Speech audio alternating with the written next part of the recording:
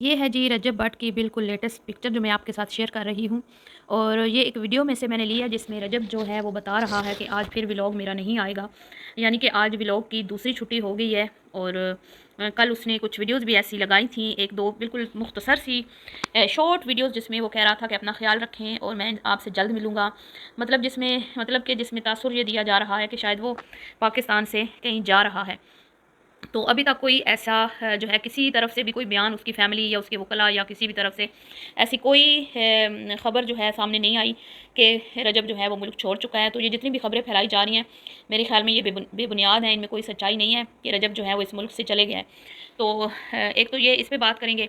दूसरा बात करेंगे, कुछ दिन पहले आंटी जी रो रही थी, रजब की जो वालदा हैं वो रो रही थी, क्योंकि वो बहुत ज़्यादा परेशान थी कि भई आप पे बहुत ज़्यादा मुकदमात हो रहे हैं। और वो कह रही थी कि तू इस मुल्क से चला जा, तू यहाँ से चला जा, हम रह लेंगे, बस तुम चले जाओ। पता नहीं, कोई बात, एक टाइम होता है, कबूलियत की कोई घड़ी होती है, कोई ऐसा वो वक्त था कि वो बात आंटी जी की कबूल होगी कि अब उसको हर कोई ये कह रहा है कि तुम ये मुल्क छोड़ के चले जाओ। यहाँ तक कि कुछ लोगों ने प्रोडिक्शन भी किया जी, एक लाला रुख के नाम से खातून है, जिन्होंने इसको बहुत समझाया। उन्होंने पहले दिन जब उनसे इंटरव्यू लिया गया था इसकी शादी के बाद, तो उन्होंने कुछ इस तरह की बातें की थी, लेकिन जी किसी की बातों पे कान नहीं धरे गए। तनकीद करने वालों को सिर्फ ये कहा गया कि ये हेटर हैं, हेटर हैं, हेटर हैं। हालांकि आपको निखारते, बनाते, तराशते ही तनकीद करने वाले लोग हैं, ठीक है। कभी भी आपकी चापलूसियाँ करने वाले, कभी भी आपकी खुशामदें करने वाले आपको तराशते, संवारते, बनाते नहीं हैं, मज़ीद आपको निखारते नहीं हैं। हमेशा आपके काम में नुक्ताचीनी निकालने वाले, आपके काम में कोई ना कोई जो कमियाँ होती हैं उनको हाईलाइट करने वाले ही लोग आपको आगे लेके जाते हैं। लेकिन अफ़सोस के साथ कहना पड़ता है कि इस चीज़ को मद्देनज़र नहीं रखा गया और आज इस इतनी बड़ी मुसीबत का सामना करना पड़ रहा है। तो बात करते हैं इस वक्त रजब कहाँ है, कितने मुकदमे जो हैं दर्ज हो चुके हैं, और क्या रजब जो हैं अगर इस मुल्क से जाते हैं तो वो सेफ़ रहते हैं या यहाँ रहकर भी वो अपनी हिफाजत कर पाएंगे, ठीक है। इस पे बात करते हैं। और जितने भी इनके असर व रसूख रखने वाले दोस्त अहबाब थे, वो भी अभी तक कहीं से भी मंजर आम पर नहीं आए, जिन्होंने इनकी शादी के बाद तो बड़े इंटरव्यूज़ दिए, इतने इंटरव्यूज़ दिए, हर चैनल पे बैठे होते थे जी, वो शेर वाला, गन वाला, वो मलिक साहब और पता नहीं कौन कौन, सब ने ही कहते हैं ना, रजब के नाम का खाया, रजब के अब मैं क्या कहूँ भाई, फेम तो लिया है साहब ने ना रजब का यूज़ करके। मैं तो कहती हूँ कि रजब के पास जितने लोग आए थे शादी के टाइम, वो सब अपना धंधा चमकाने आए थे, इसके साथ कोई सिंसियर नहीं था बेचारे के साथ। तो बहरहाल जी वो अब कहाँ हैं, कहीं नज़र नहीं आ रहे। जिन्होंने पिछली बार मामलात हल कराए या रिहा करवाया, जो भी, वो सब के सब खामोश हैं। रजब इस वक्त किस हाल में है, फैमिली किस हाल में है, ये सारा इस वीडियो में आज मैं डिस्कस करने वाली हूँ। वीडियो को आपने बिल्कुल भी स्किप नहीं करना, चैनल को करना है सब्सक्राइब, वीडियो को करना है लाइक और शेयर। अस्सलाम वालेकुम जी, कैसे हैं आप सब? उम्मीद है कि सब ठीक होंगे अपनी फैमिलीज़ के साथ, और अल्हम्दुलिल्लाह आप सबकी दुआओं से मैं भी बिल्कुल ठीक हूँ। तो रजब जो है जैसे जैसे तरक्की करता जा रहा था, अब वो गलत, कुछ चीज़ें उसकी गलत भी थी, कुछ अच्छी भी थी, लेकिन ये है कि वो अपने साथ साथ अपनी फैमिली के, अपने मतलब जितने भी रिश्तेदार हैं उनको भी अपने साथ साथ आगे आगे लेके जा रहा था। मतलब उसके अंदर मैंने ये चीज़ नहीं देखी कि अकेले अकेले खाओ, ठीक है। अपनी जितने भी उसके नानकों की तरफ से या दादकों की तरफ से जितने भी उसके कज़न थे, ठीक है, चाचा जादो मामूदा, सबको ही उसने काम पे लगाया हुआ था। मतलब कि इस एक बंदे की वजह से दोनों तरफ के जो ख़ानदान हैं वो फल फूल रहे थे, जो इसको क्रेडिट जाता है, ठीक है। लेकिन इनकी अपनी ही जो कुछ कम अकली कहें, सादगी कहें, इमेच्योर कहें, क्योंकि बच्चा है इसके अंदर, एक बच्चा जो कि अभी तक मैच्योर नहीं हुआ। देखने में तो वो आपको 28-29 साल का लगता है, लेकिन वो उसके अंदर मैच्योरिटी कोई नहीं है। उसको ये नहीं पता कि भई सिद्धू मूसेवाले को मैं अपना उस्ताद बना रहा हूँ। सिद्धू मूसेवाला, पहली बात तो ये कि वो एक सिंगर था, आप सिंगर नहीं हो, ठीक है। अगर आप उसी फील्ड में जा रहे हो जिस फील्ड का वो है, ठीक है, आपकी उसकी फील्ड है, फिर तो आप उस्ताद बनाते हो तो समझ में भी आता है कि भाई आप भी सिंगर हैं, आप भी उस तरह का म्यूज़िक करते हैं। या वो एक अपनी सिख कम्युनिटी के लिए एक कुछ आवाज़ उठाता था, कुछ उसको उसकी थी कि भाई अपना हक लेना, इस तरह के कुछ उसके थे, ठीक है। तो या तो वो होता तो आप कहते भी कि वो आपका उस्ताद है, कि आप उसको फॉलो करते हैं उसकी। लेकिन आपकी तो फील्ड ही अलग है ना, आप तो व्लॉगर हैं, आप यूट्यूबर हैं, आप एक फैमिली कंटेंट बनाते हैं, फिर आपके साथ एक दोस्तों का एक सर्कल है आपका, तो बिल्कुल डिफरेंट सा एक फील्ड थी। तो समझ नहीं आई कि आपने उसको उस्ताद क्यों बनाया। आप किसी यूट्यूबर को उस्ताद बनाते, किसी भी कंट्री का होता तो बात समझ में भी आती। उसके बाद जी आप उसके गाने को गुनगुनाते थे, वो जिसमें ये 295 का जो है अल्फाज बोले गए, और यही उसका थीम रखा गया उस सॉन्ग का, ठीक है। उस सॉन्ग को अगर आप गौर से सुने तो उसमें कुछ कुफ्रिया कलमात भी हैं एज ए मुस्लिम। तो वो तो मुसलमान नहीं था, उनके लिए नहीं होंगे, उनके लिए एक नॉर्मल सी बात थी, ठीक है। लेकिन अगर हम सुने गौर से, हम मुसलमान हैं, तो उसमें खुफिया कलिमात थे कि भाई जब मैं सुबह उठता हूँ, उठ के मैं मुझे ऐसा लगता है कि रब ने भी हाथ खड़े कर दिए हैं जब मैं सुबह उठ के अखबार पढ़ता हूँ। मतलब कि वो एक जुल्म सितम जब मैं देखता हूँ मुआशरे में, दुनिया में, ज़माने में, तो मुझे ऐसा लगता है कि भाई रब ने भी हाथ खड़े कर दिए हैं। मतलब उस रब से भी ये चीज़ें जो हैं वो कंट्रोल नहीं हो रही। उन लिरिक्स का मतलब जो है ना वो इस तरह का है।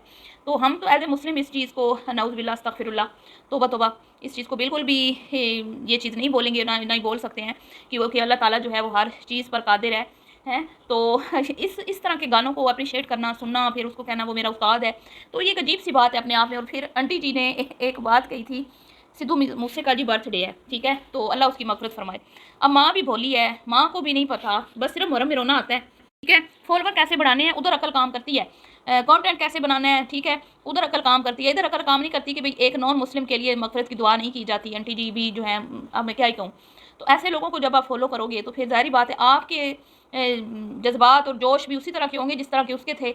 हालांकि समझ नहीं आई मुझे कि आपने उस्ताद क्यों बनाया उसको, तो क्या हुआ फिर अब आपको इतनी बड़ी मुसीबत का सामना करना पड़ रहा है। हम लोग शुरू से कह रहे थे, जितने भी रजब पे तनकीद कर रहे हैं, हम दुश्मन नहीं थे, लेकिन हम सिर्फ ये चाहते थे कि ये गलतियां ना करे, ताकि ये मतलब कि अच्छे तरीके से काम करता रहे और इसको इस तरह की टेंशन परेशानियां ना हो, और एक हेल्दी सा कंपटीशन रहे तमाम यूट्यूबर्स व्लॉगर्स के साथ, और बाहर भी दूसरी कंट्रीज़ में भी हमारा एक इमेज बने, एक अच्छा सा इमेज बने। अगर 10 लाख लोग इसको देख रहे हैं तो ये एक अच्छा सा खूबसूरत सा डेली का एक अपने व्लॉग के ज़रिए एक पैगाम जो है वो कन्वे करे। लेकिन इसने हमेशा ही कंट्रोवर्सियाँ बनाई, हमेशा ही ऐसा काम किया जो इस मुल्क के लिए बदनामी का बायस बना है। मतलब शादी पे इस तरह पानी की तरह पैसा बहाया गया।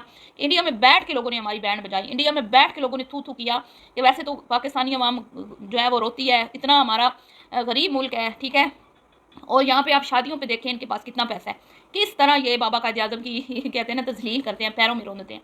इस तरह की वो शादी थी, कितना हर कोई करता है। आप लोग कहते हैं ना हर कोई करता है, रजब को ये लागू तो नहीं कर रहा, रजब को क्यों, नमाज की वो जो वीडियो बनाई थी बहुत सारे लोगों ने बनाई थी, लेकिन उन लोगों को बहुत सारे लोग नहीं देखते थे, बहुत सारी उनकी फ़ैन फॉलोइंग नहीं थी, बहुत सारे लोग दुनिया में उनको, ये तो यूट्यूब का नंबर 1 कहते हैं ना कि इन्फ्लुएंसर है, इसको सबसे ज़्यादा देखा जाता है। तो जिसको सबसे ज़्यादा देखा जाता है ना, उसकी बात सबसे ज़्यादा मुआशरे में असर रखती है, ठीक है, असरअंदाज होती है। क्या कहते हैं कि लोगों पे उसकी बात का ज़्यादा जो है ना वो असर पड़ता है।